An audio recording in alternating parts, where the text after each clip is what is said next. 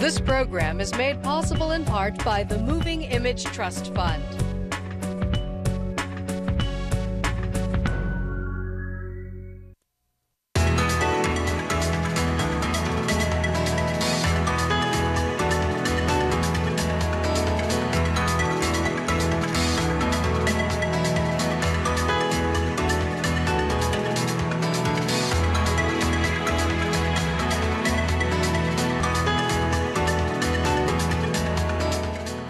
Hello again, everyone. Thanks very much for joining us. You would expect absolutely superlative videography, photography from anything produced by the National Geographic television organization, and if we may say so, public television in the U.S. itself. But the new series that premieres February 4th here on AETN and across the nation, Earth, A New Wild, just may take that experience to a different level. It is hosted, as it were, by Dr. M. Sanjayan. And thank you very much for being with us. This is a nature program, yeah, but with a different take, a different attitude, if you will. I guess you could say it's a nature program sort of about humans. Yeah. And I think that's sort of a little different than anything else that's been done. Partly because we wanted to tell you the story of the planet in all its glory, but without framing out this very important critter that runs around the planet doing all sorts of things, and that is us. And if you've ever seen those nature shows, I mean, they really, in my mind, fall into two categories. You have those beautiful, spectacular Blue Planet series, which kind of almost like, from the voice of God, sort of speaking down on you and showing yeah. And then on the other hand, you have shows that are sort of experiential. It's about catching the animal and wrestling it and sometimes eating it, trying not to get eaten by it.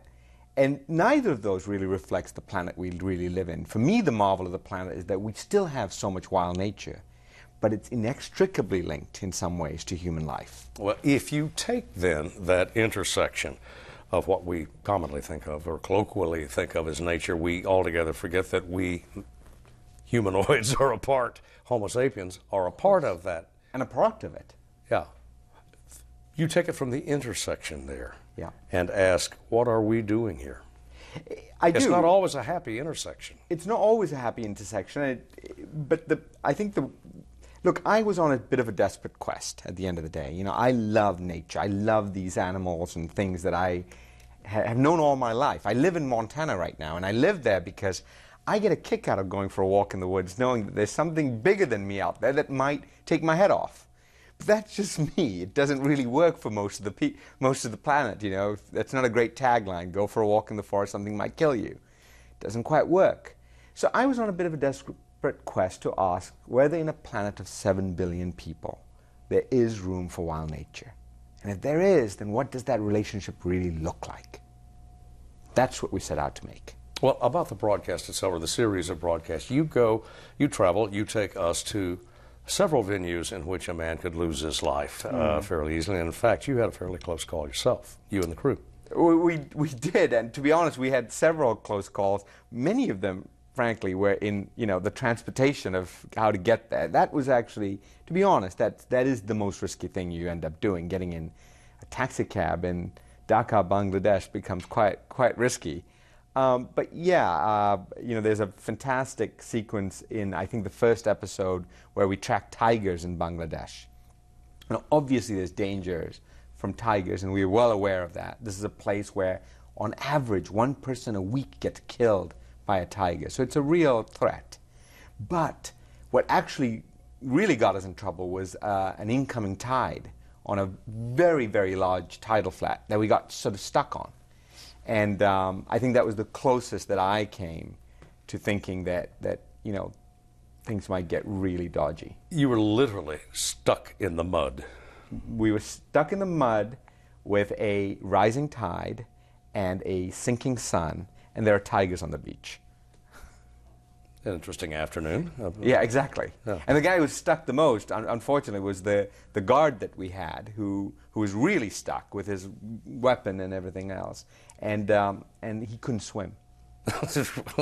You all made it. We all made it, yes, yes. We all made it. It's a great tale. It wasn't caught on camera because it was too dark to film at that point. What are we going to see over the long haul of the series and all these episodes here? What vistas?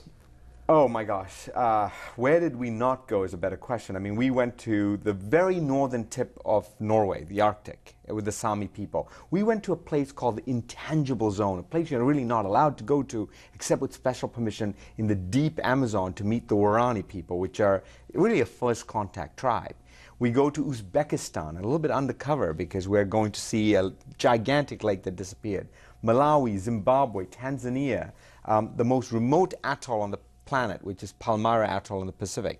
And then you will see the United States as well. We end the entire series in New York, right in New York City. And I think it was important to end it there because it sort of brings it back home.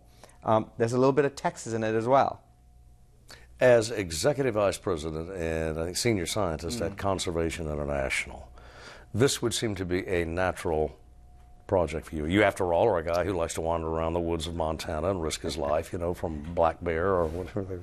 But what was the grizzly bears? Yeah, grizzly. Okay, well, you know, they all bite.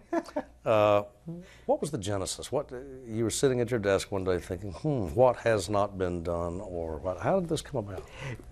You know, the organization I work for, Conservation International, is based on this very simple ethos, which is people need nature to thrive.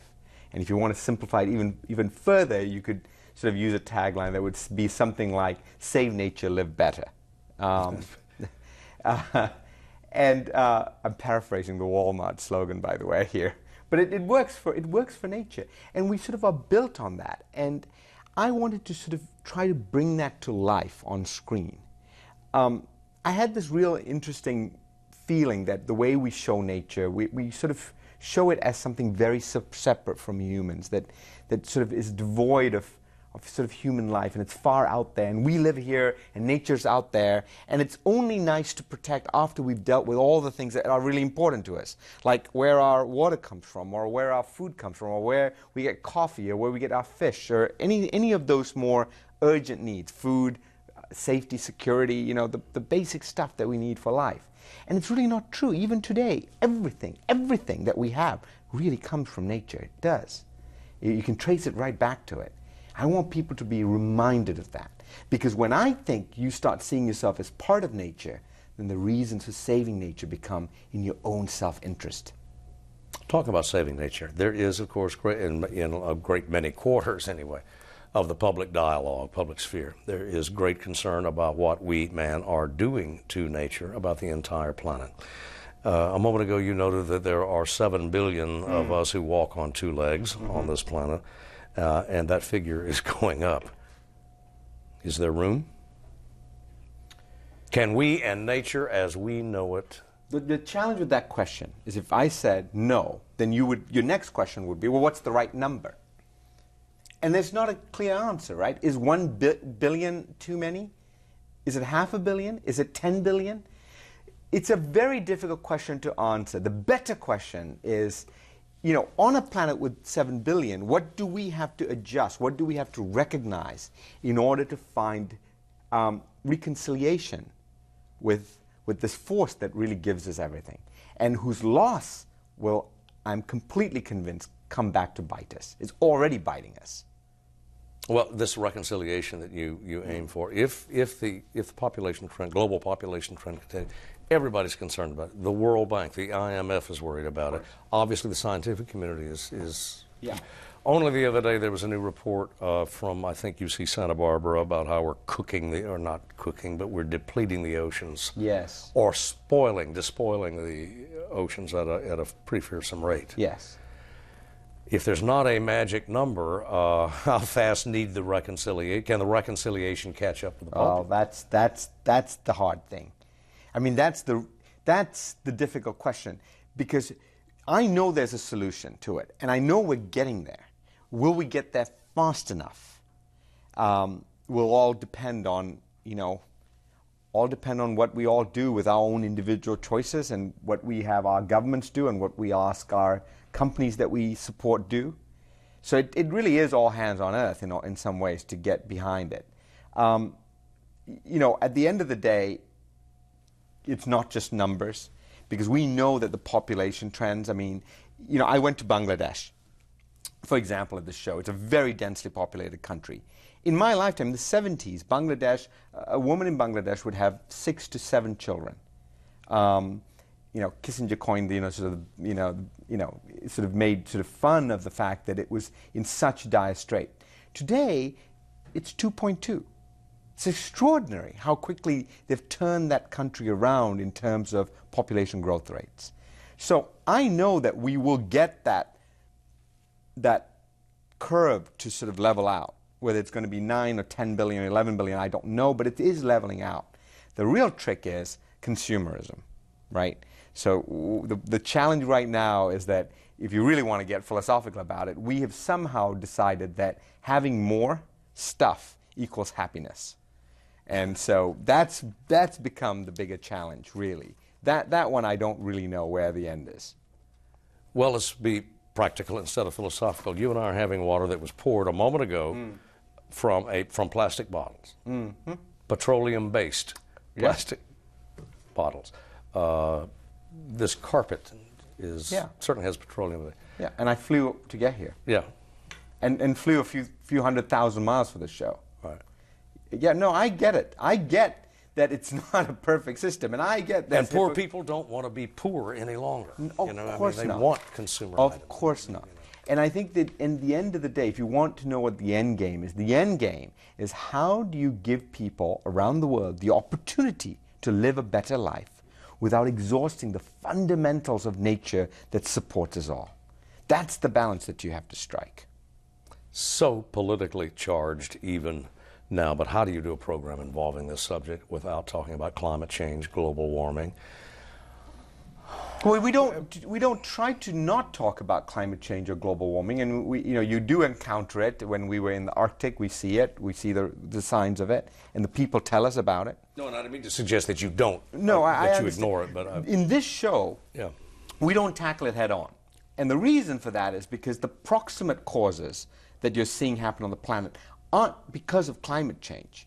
Climate change is definitely making it worse, but you're still going to run out of space or run out of food or have conflict. We go down to the Colorado River. It's the river that feeds America, really. And we track it all the way from the Glen Canyon Dam, where it's a gigantic flowing river, all the way through the border of Mexico, past the Morales Dam, where the river basically dies out. It becomes a trickle. I can stop it with my foot. That's the Colorado River. I can stop it with my foot. And then it stops 150 miles from the sea. It hasn't flowed to the sea in 25 years, 20 years.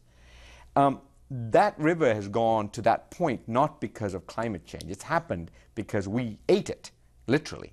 We grow all the food we grow for it at an extraordinarily cheap price. And so for this show, climate change is an underlying factor, but we first want to deal with, the more proximate causes that are coming to bear, the choices that we're making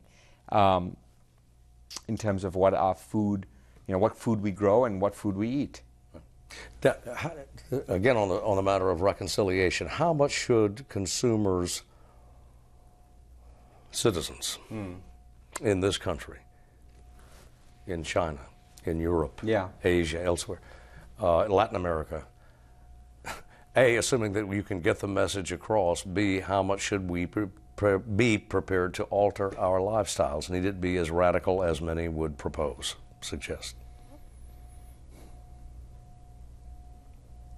I think there is a deep reckoning that we have to be honest about, and I think it does come down to that fundamental of what it takes for us to be happy.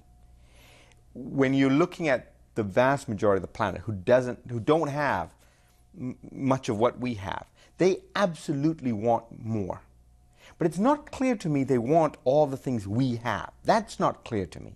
I'm not at all convinced the Chinese want to develop or want exactly what we have. So their trajectory is going to be different, and it doesn't have to end up in the same place. Doesn't have to. It doesn't have to. What's going to happen? What has to be affected? Can this be done by public attitudes or public policy going to have to be brought to bear here? It has to happen in three ways. It has to happen through personal choice.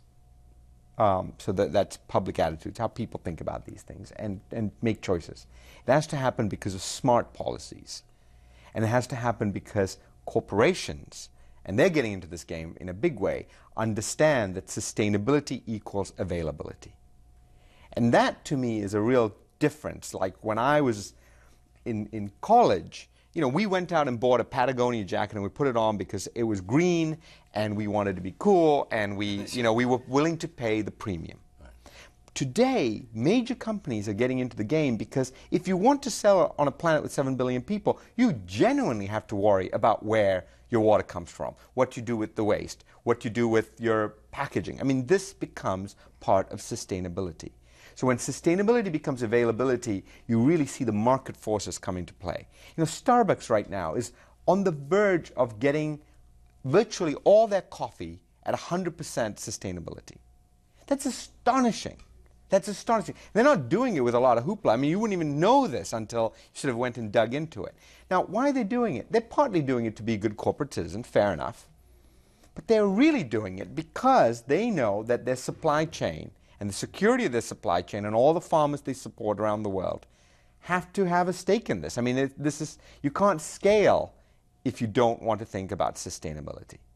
And I think that's a fundamental difference. And it's one of the most encouraging signs I'm seeing today. If you want to scale your company, you have to think about this stuff. You mentioned Walmart a second ago, and I doubt now that Walmart is alone, but it came to the conclusion some years ago. Why sell a pen, a disposable plastic petroleum-based pen, for $1 surrounded by 60 cents of heavy packaging? Which you have to then transport. Which then you have to transport, then dispose. Somebody has to dispose of it. Yes. And says it goes, this is good business. I mean, it may help the environment, but it's also smart business. Yes. You mentioned Starbucks. Yeah. Surely there are any number of corporations. Yeah, now Walmart's probably one of the best examples of this notion of scale driving sustainability. You know, even a small move that a company like that makes has a massive, massive knock-on effect on the planet. And with they've gone very heavy into solar technology for their own stores. They're going very heavy into fleet efficiencies. You might be surprised at this, but they have a pretty high standard in terms of sustainability for fish that they sell in their stores. So, for example, the organization I work with, Conservation International, we're engaging with Walmart for the simple reason that if you can get a company like Walmart to move the needle on where the fish that they sell comes from, you have a huge impact in faraway places like Indonesia and the Solomon Islands and Papua New Guinea and the furthest reaches of the Pacific, where tuna are caught. And I think that conversation would have been impossible to have a decade or two ago. Can we successfully make the argument or make evident to consumers and others who may not be as fond of nature as perhaps other people are, that to use solar in a grocery store or a discount store or any kind of business has a direct impact, or maybe not a direct impact, but surely a long-term impact on the trout stream 200 miles away?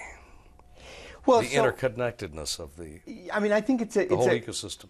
Well, so there's two parts to that. So one part of that idea is that consumers care. And at the end of the day, consumers don't want to hurt something, let alone, it's one thing to do something good, but at least don't want to contribute to doing something bad. So there's consumer awareness. And I think that's really important, and films like mine can make that come to life. But this other piece, I think, is just as important, which is forget the consumer awareness. Now, people, because of scale, are getting into the issue, because for them to just be able to generate the business, they need to think about this. We may have ventured a bit farther than I had intended, anyway, from the series, but it does seem to... It's quite good. The line of your thinking is pretty good. Or at least, I mean, it's, yeah, keep going. Well, you know, no, I should say you keep going. But anyway, it's journalists, historians usually learn from the subjects while they're pursuing one. What did you learn? From what? From the about 3.5, 4 years that this program was actively, this series was actively under production. What'd you come away with? I came away with this deep belief that we need nature to thrive. I felt it. I really felt it. And I saw it. I saw it in the most surprising and astonishing ways. The loss of vultures, this kind of maligned, ignored bird, 20 million of them disappear in the Indian subcontinent. And because of that, you have a plague of rabies ravaging South Asia. I would never have linked those two, but there's a link. I came away from Lake Malawi with this new understanding how overfishing of certain fish in the lake has directly led to the increase in susceptibility of HIV on the lake shores. I mean, just blew me away, the stories that I found. And the world is full of this, and the world is full of incredible people who are doing something about it. And I came away feeling not so much alone anymore. One of the takeaways that I had in the excerpts that I have seen was in Zimbabwe, I believe. Yes. Where the conclusion was that, no, we don't need to be quite as careful, or we need to rethink at least our policy on animal overpopulation. That may not be the core problem. As a matter of fact, the antithesis. Well, yeah, so I'm with this pretty famous guy by the name of Alan Savory. And he has quite an impressive talk on TED that's worth looking at. Alan's a controversial guy, and by no means is the argument settled. It won't work everywhere, but according to Alan, in systems where you had very, very large numbers of hoofed animals, grasslands adapted to live with them. So imagine the Great Plains with the bison, or the herds of wildebeest and buffalo in the Serengeti, right? So you have those iconic landscapes. Those landscapes evolved with that trampling and that churning of the grasslands by these hoofs and mouths. You can replicate it by using cattle. And by moving the cattle around as if they were being harried by predators, you can bring back the grasslands. Maybe not the way it used to be, but better than it is today. And his method, you know, I was skeptical. I went and saw his ranch in Zimbabwe. I was blown away by the abundance of life that I found on that ranch. And then I came to the United States. I came to Montana and looked at ranchers who are sort of taking his technique and going a step further. Yeah. I mean, you know, cows that act like bison and cowboys that act like wolves. It seems to be working. I admire anyone who, as the gentleman did, who walks, it seems like perpetually walks barefoot on the savannah among all sorts of hazardous reptiles. He's 70 plus years old. Yeah. He's constantly... And it's funny that you picked up on that, not to mention the giant elephant that follows him around. Yeah, like a puppy. Like a bodyguard. You know, yeah, and the elephant could absolutely just crush him, I suppose, with one twist of the trunk. But they seem to be old pals. They are old pals. He adopted that elephant. Now the elephant follows him around. When he jumps in a truck and drives 20 miles... By that evening, the elephant is there outside the door. You should have seen it, folks, but you can, so just keep watching. Just stay with the series. At its conclusion, and I have asked you earlier what you learned from it, was the appreciation altered? I mean, do you now, at your home in Montana, look at the oaks, the elms, the aspens, the sycamore, whatever, and the eagles? I mean, is there a deeper... dare I say it, a spiritual appreciation, perhaps, that transcends the scientific after concluding it? No, because I had that already. Yeah. I had the spiritual. I was in love with nature from the time I can remember. But love alone is not enough. What I have now is a much deeper understanding of our dependence on nature. So in some ways, the show has made me a little more selfish. But in a good way, because I think that is what will ultimately turn the tide and help us understand the value that nature provides to our lives. You're optimistic? You have to be. You know, pessimists don't ever change the world. And I don't make it up. I am generally optimistic. There are moments, including on this show, where I was gobsmacked and I thought, no way, we've really done it to ourselves now. You know, when you're on the fourth largest freshwater lake on the planet that has just got up and disappeared in your lifetime, you're gobsmacked. But yes, I am genuinely optimistic because I meet people and I come up with, I find ideas that just, that are inspiring. I mean, think about all the things that humans have managed to deal with in our short moment in history. Just think about that. And then you realize we could tackle this problem. We could make this work. Dr. Sanjayan, Earth, a New Wild. Many, many thanks for your time. Thank you also for the programs. Thank you so much. We anticipate each and every one of them. Thank you. Thank you for joining us, and we'll see you next time.